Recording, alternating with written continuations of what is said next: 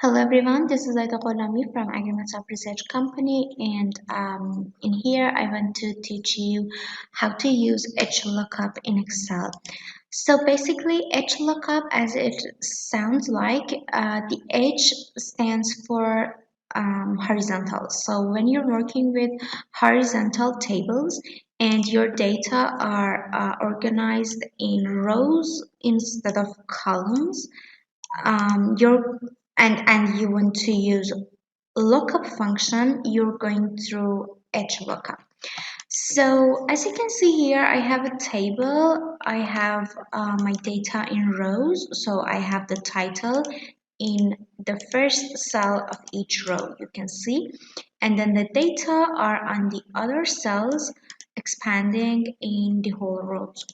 So using lookup function is basically when you want to find a data related to the specific data you know. So you have an unknown data and you have a known data.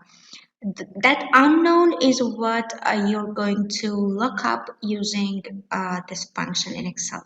So now let's say I want to find the data related to ID number 10, for example. So I want to have the price of the ID number 10. Let's say these are all my products here. I have the ID, I have the price, and I have the code specific to each product.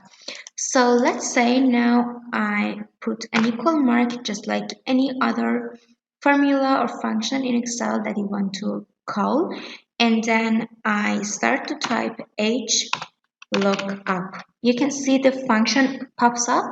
I double click on that in order to select it, and then it wants me the lookup value. So my lookup value is the ID number 10.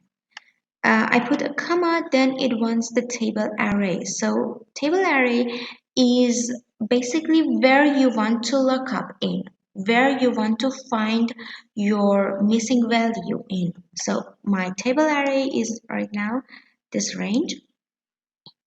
And then it wants the row index number. So Excel gets to your table right now. It gets to this table. It starts from row number 1, which is here, and then it goes down. So starts to count from here. This is the row number 1, this is the row number 2, and this is the row number 3. So row index here, if I want to look up the price for the ID number 10, I should go for row number 2. So my index now is 2. Then it asks you whether to find an approximate match or an exact match. Here I want an exact match. I double click on that, close the parentheses, and you can see here I have the price related to ID number 10. Here, as I have changed the format of price row to currency, it's shown like a dollar sign and the price. Here it's the same number as here. It's $1,669, say, and that's what it has taken here from me.